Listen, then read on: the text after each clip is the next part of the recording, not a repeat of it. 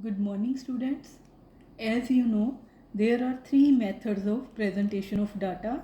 Number one, textual presentation. Number two, tabular presentation. Number three, diagrammatic presentation. Today we are going to study about tabular presentation of data.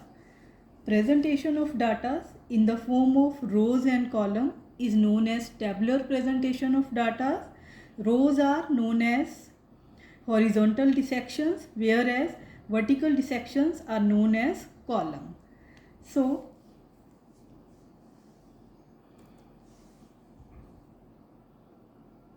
the classification used in tabulation is of four kinds. Number one, qualitative classification. Number two, quantitative classification. Number three, temporal, and number four, spatial. Number one, qualitative classification. When classification is done according to qualitative characteristics like social status, nationality, etc., it is known as qualitative classification. You look at the table number 4.1, literacy in Bihar by location. Here the data are classified on the basis of male female wise and their location, whether they are living in rural areas or urban areas. Next is quantitative classification. In this classification, data are classified on the basis of characteristics which are quantitative in nature, that is, which can be measured quantitatively, for example, production, income, age, height, etc. Look at the table 4.2. Here the distribution of respondent by age in the election in Bihar is shown.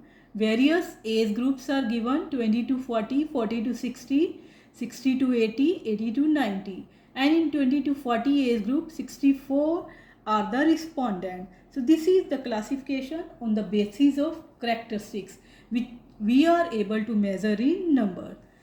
Third one is temporal classification, when classification is done on the basis of time. That is, time becomes the classifying variable and data are categorized according to time. Look at the table 4.3. Here yearly sales of tea shops are shown. Years are given as a time. In 98, 80.5 lakh rupees, and in 2000 sales of 91.2 lakh rupees was there. Number 4, spatial classification, when place becomes the classifying variable, then this is known as spatial classification. In this classification, the place may be district, state, country, town, etc. Look at the table 4.4, export from India to rest of world. Here the countries are taken, that is why it is known as spatial classification. Thank you.